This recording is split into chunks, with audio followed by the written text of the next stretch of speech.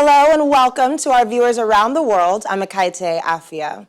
3 people are believed to have died after an incident at a hotel in Glasgow city centre.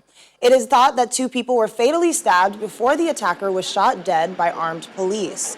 6 people are being treated in a hospital for their injuries, including a police officer who is said to be in critical but stable condition.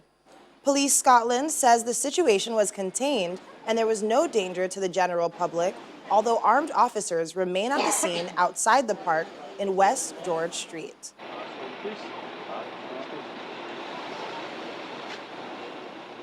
Our London correspondent, Joanna LeBlanc, joins us now. Joanna, welcome to the program. Good afternoon.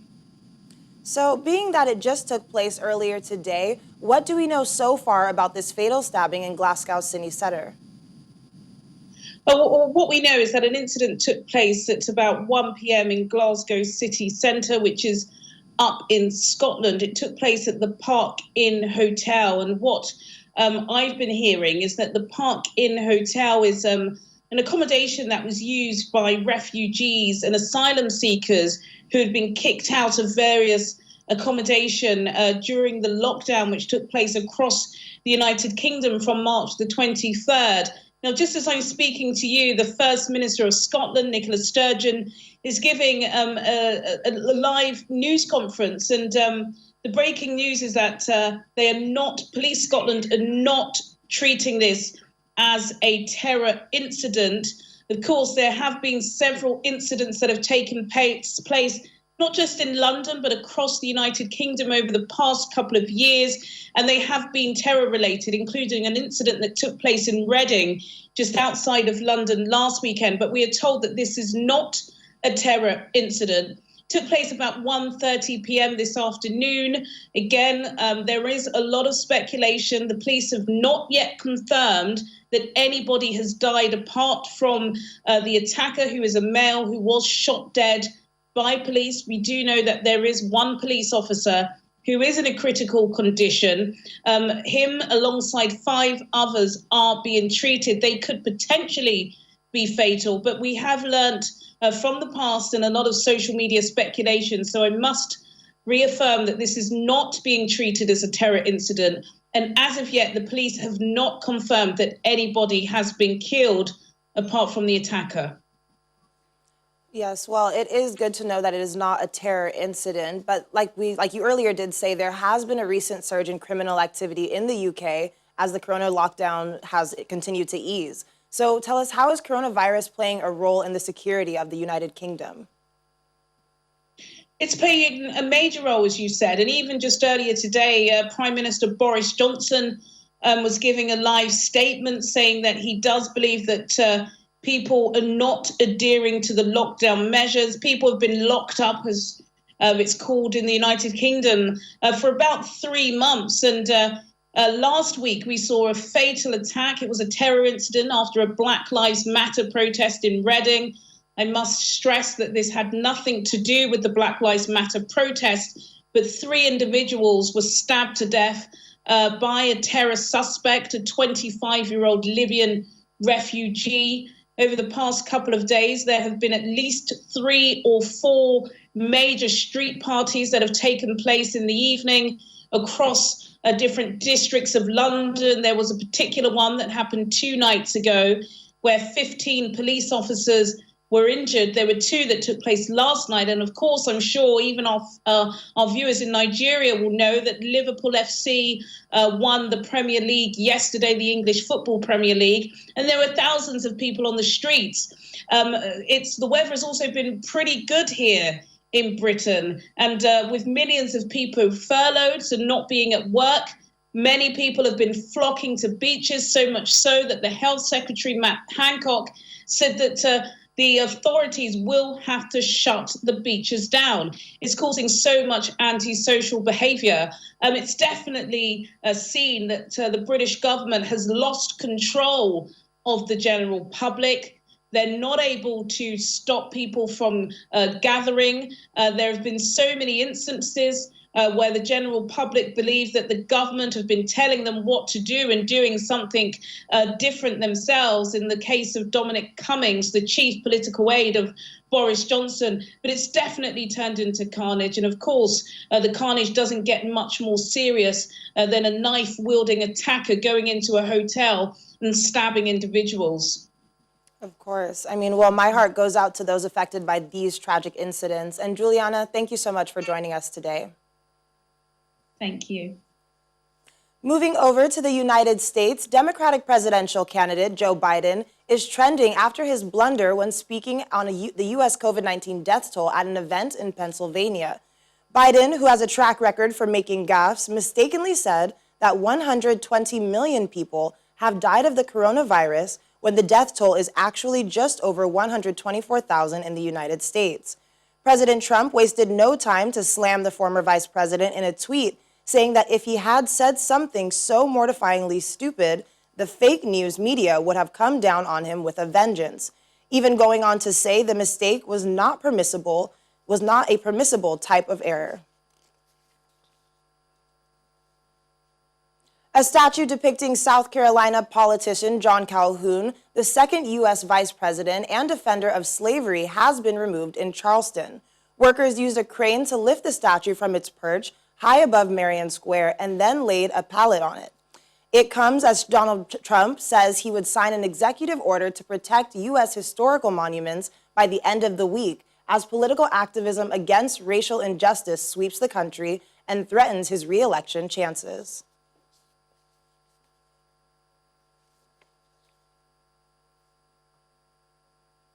Meanwhile, in the United States, the school board in Oakland, California, has voted unanimously to remove police from its schools, joining cities across the country in a nationwide push for policing reforms following the killing of George Floyd. The push for removing police from the Oakland Unified School District was led by local activist group Black Organizing Project, which has been working on the issue for 10 years now. The measure, named the George Floyd Resolution to eliminate the Oakland Schools Police Department, would reallocate $2.5 million in funds previously used for police towards student support positions, including social workers, psychologists, and other mental or behavioral health professionals. It also requires a new safety plan for schools. Foreign affairs analyst Joanna LeBlanc joins us now from Washington. Joanna, thanks so much for joining us. It's great to see you again. Thank you for having me. So let's begin with this. How many more other statues are being targeted by protesters? And talk to us about why these statues are a sore spot for the anti-racism protests. There are countless statues here in the United States that are being targeted by protesters. And this is because of the notion that these statues represent white supremacy. They represent a very painful history of our nation, and people want them gone, rightfully so. But another part of this conversation is that I don't think it's good to just do away with the harsh reality or story of this country. So I think those statues should be in museums across the nation, but not necessarily in broad daylight, because I think those monuments are reserved for people who are considered to be heroes in our history, in our current time. So these statues, again, they represent the dehumanization, the oppression and suppression of Black people in America. Well, the president says protesters are looking to remove statues of Jesus Christ, George Washington, even Abraham Lincoln, and Thomas Jefferson. Is there any truth to this? I don't know about Jesus Christ. That's a good one. But Thomas Jefferson and others, when you read about history and some of the actions that were committed by those people, even though at the time it was legal, it was lawful, but society has evolved, and what happened in American history should have never transpired, and it has no place to be celebrated in daylight.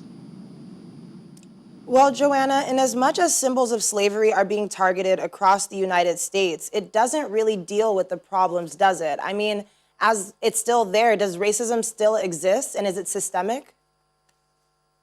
Obviously, racism is unfortunately it's not just about this white person being racist, not liking you because of the color of your skin. We are talking about a system that is designed to dehumanize and to marginalize people of color economically, socially, and politically. So while the removal of these statues are a good step forward, but what I'm more interested in is more so transformative policies.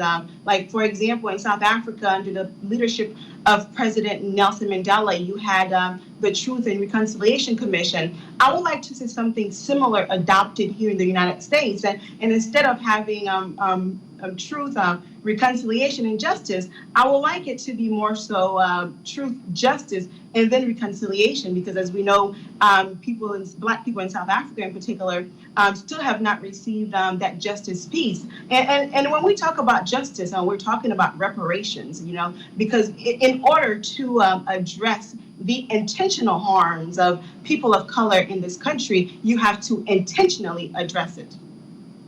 Definitely. Well, thanks again for joining us today, Joanna. Thank you.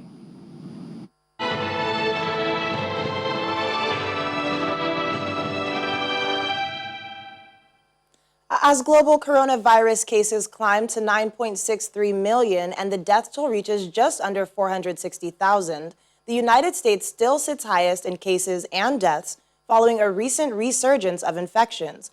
With a daily increase of 40,000 cases, the U.S. has set a new record for the largest daily increase in infections. More information on this and other countries in this global COVID-19 update.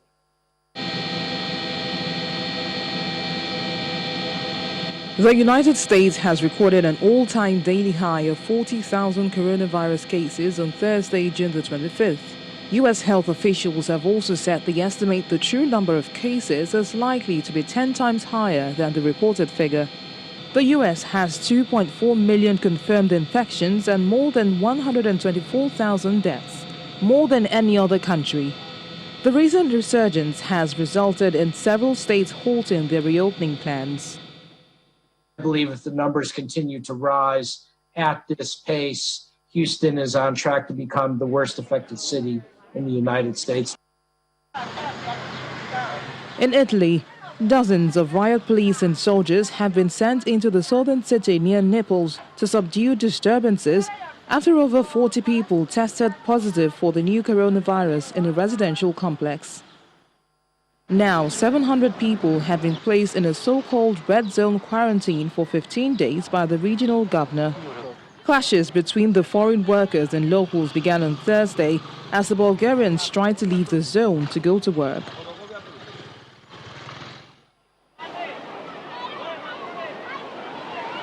Over in Britain, after thousands descended on the beach to beat the heat in Bournemouth East, the MP is calling for the creation of a National Situation Centre. MP Tobias Elwood added that Britain needed to make sure no beach looks like it did this week until there is a vaccine.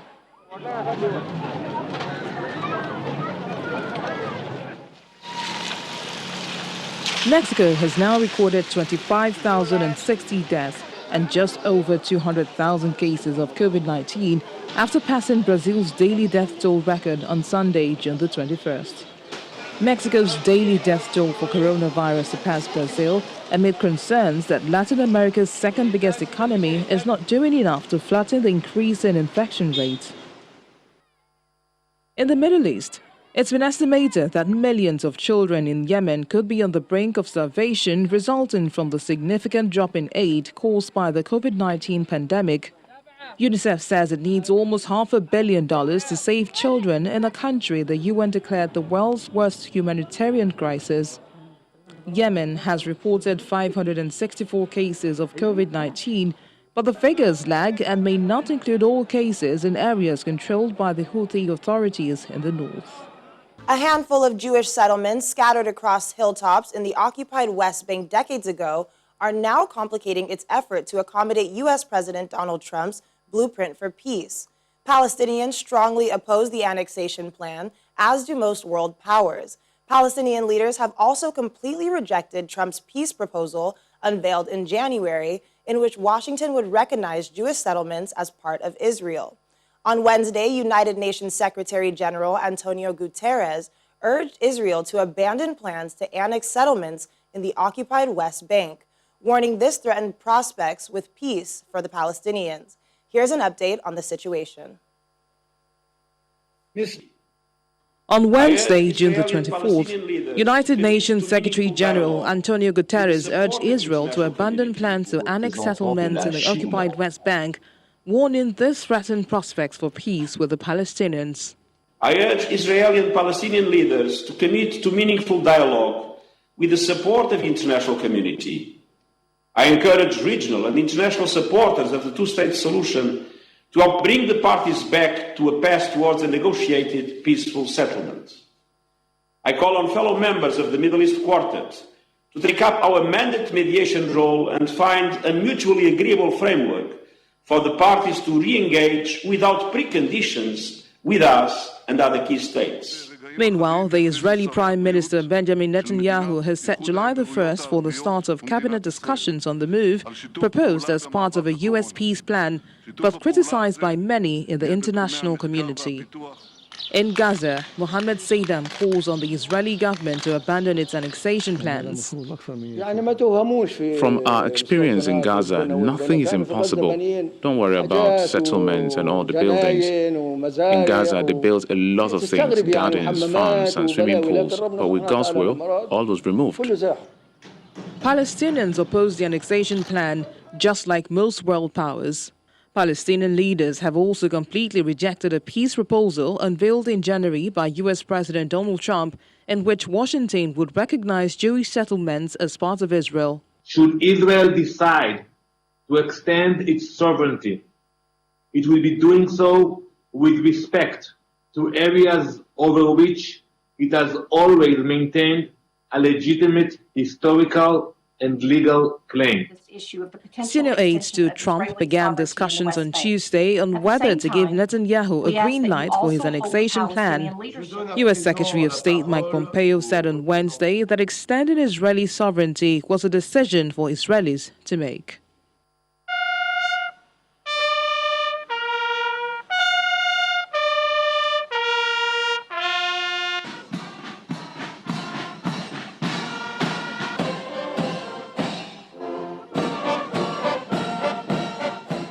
The late Burundian president, Pierre Nkurunziza, has been buried in the capital, Gitega.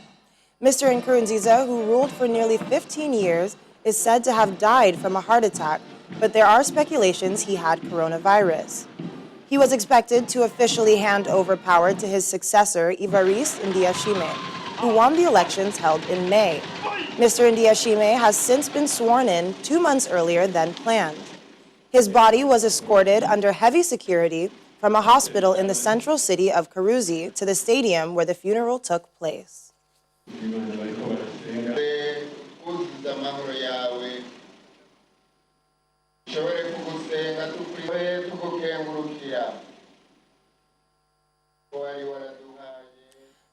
In France, dead dolphins are washing up on the country's Atlantic coast in such high numbers that marine biologists are saying local populations of the mammals are at risk.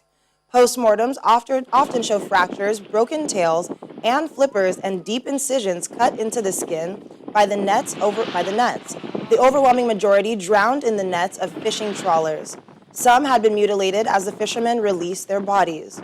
Dolphins have for decades been caught in fishing nets in the Atlantic waters off Western Europe, but marine scientists say the spike in numbers in recent years is a result of shifting fishing practices, and in particular, the fishing vessels that trawl in pairs for sea bass. Activist group Sea Shepherd is looking for trawlers to be banned from fishing in sea bass spawning grounds and want better monitoring of fisheries. Acoustic pingers designed to repel dolphins are also being trialed on some fishing boats.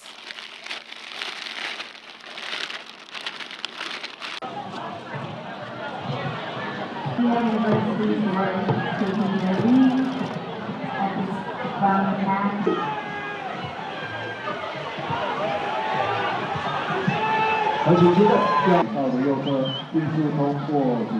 Despite lingering coronavirus fears, dragon boat teams in Taipei competed in a downsized festival. All in unison to the beat of the drum, athletes paddled along the Keelung River, covering a distance of 500 meters. Spectators eagerly cheered them on after undergoing temperature screening and were mandated to follow social distancing measures in the venue. Organizers scaled back the number of athletes this year's race to 2,400, compared with the more than 6,000 that participated in 2019. Meanwhile, Hong Kong opted to cancel its official Dragon Boat Festival altogether. Dragon boat racing is now a sport, but the festival has its roots in Chinese folklore and is held annually on the 5th day of the 5th month of the lunar calendar to commemorate the death of legendary hero Ku Yuan, who drowned in the Milo River over 2,000 years ago while protesting against corrupt rulers in China. The story goes that people attempted to rescue Ku Yuan by beating drums to scare fish away and by throwing dumplings into the water to prevent the fish from eating his body.